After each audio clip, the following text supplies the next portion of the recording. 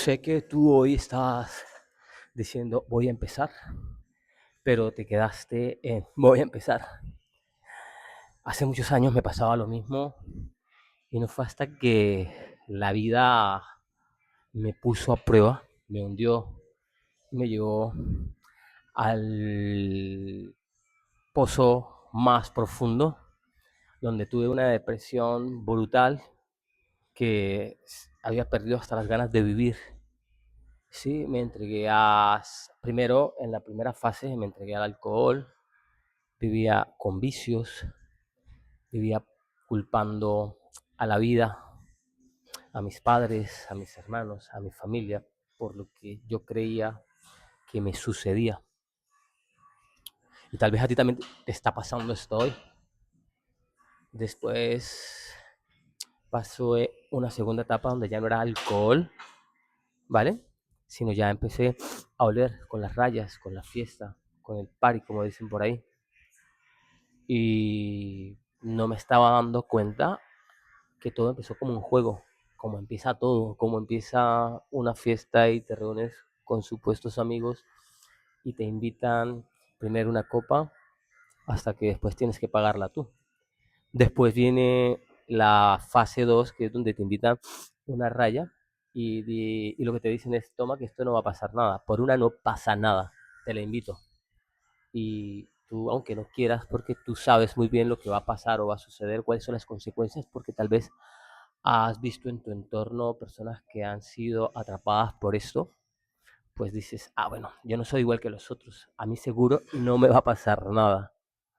Y bueno, lo pruebas y te das cuenta de que pues la verdad no pasa nada porque simplemente lo que te da es un subidón de dopamina y crees sentir que eres un superhéroe porque supuestamente los sentidos se activan entre 60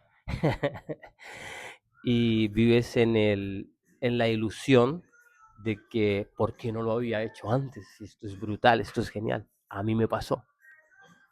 Eh, no fue hasta que empecé a salir y ya no sentía esa supuesta emoción o ese supuesto subidón, porque el alcohol ya no me hacía absolutamente nada, ya beberme una copa era súper aburrido, yo tenía que ir a un siguiente nivel, porque el siguiente nivel era brutal en mi imaginación, porque realmente yo muy bien sabía que cuando terminaba ese subidón, lo que iba a sentir era una descarga de energía, como si me hubiesen quitado toda, absolutamente toda la energía y mi vibración bajaba tanto que entraba en una depresión que era mucho más elevada que la que sentía antes sin haber probado esa supuesta rayita que te invitan los amigos. Pero ojo, presta atención porque esto es un patrón que se repite absolutamente en todo. Esa rayita al principio es invitada, ¿vale? Hasta que tu cuerpo empieza a necesitarla. Cuando yo fui por primera vez y compré, dije, bueno, no va a pasar nada, me compré una bolsita, un gramito de esos y ya, lo voy a dejar hasta ahí. Iba y olía mi rayita y me daba un subidón y supuestamente yo era más extrovertido, era más simpático, le agradaba más a la gente y le gustaba más a las personas. Supuestamente en mi imaginación, porque yo naturalmente soy así. Ah, ok. ¿Y qué pasaba? Yo inconscientemente quería también darle una rayita o invitarle una rayita a alguien. ¿Por qué? Porque quería que me acompañaran y que sintieran ese subidón.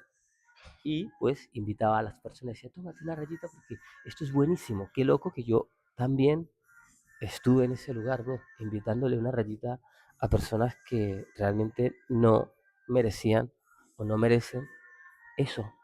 Pero bueno, a veces no somos conscientes, y eso se llama niveles de conciencia. Y pues supuestamente al disfrutar con tus rayitas, ¿sí? Cuando llegaba a casa, imagínense qué pasaba.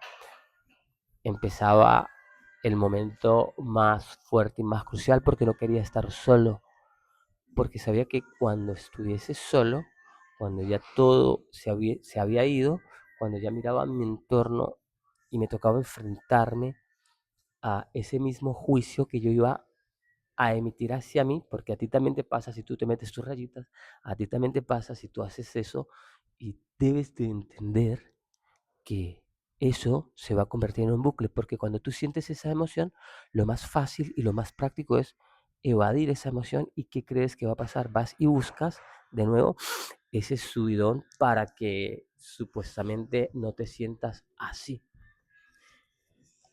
Vivir el infierno en vida, bro. Estuve viviendo en un infierno durante muchísimo tiempo y la verdad, ese infierno no se lo deseo absolutamente a nadie. ¿Por qué? Porque es un infierno ilusorio que te atrapa para hacerte creer, ¿sí? Que es ahí donde está la verdadera felicidad. Pero una felicidad a cambio de qué?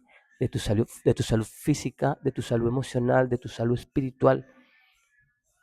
Y entender y hacerte consciente de que tú eres capaz, porque todo está en tu mentalidad, en tu mente, de decidir o de tomar una decisión de no hacerlo más. Mira, yo gracias a Dios hice consciente de esto y cuando yo me di cuenta que ya mis salidas eran aburridas y ya salía a tomarme una copa o reunirme con amigos o amigas, entre comillas, esos amigos y amigas, eran súper aburridas si yo no conseguía esa cosa porque ya me desesperaba, ya buscaba la forma o la manera y daba lo que sea por conseguir una bolsita de esas.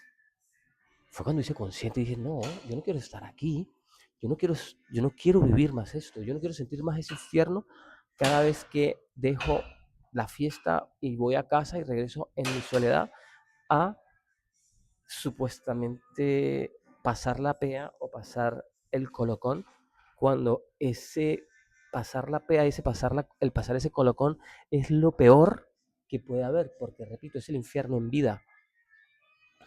Yo dije, no, no voy a seguir esto. Tomé la decisión de romper eso y decir, me voy del lugar y voy a cambiar de entorno.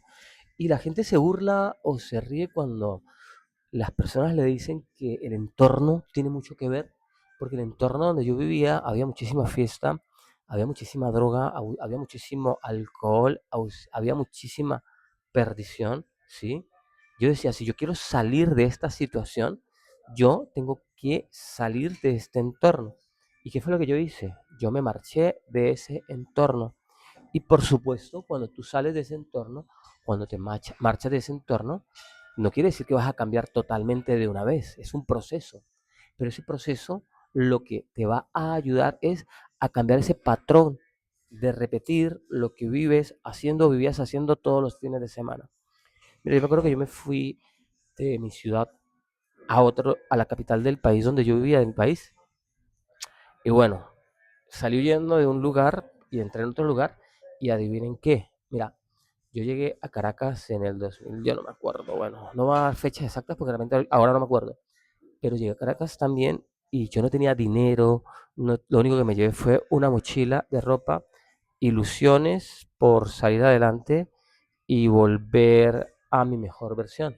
Pero adivinen qué, no tenía trabajo, pues también no tenía herramientas y tal vez era un vago de mierda, pues en ese momento no tenía la conciencia que hoy tengo, pues me fui a prostituir. O sea, para mí fue lo más práctico y me fui a una calle que se llama la calle de los Hoteles y en Caracas, y en esa calle se prostituían chicos y travestis y chicas.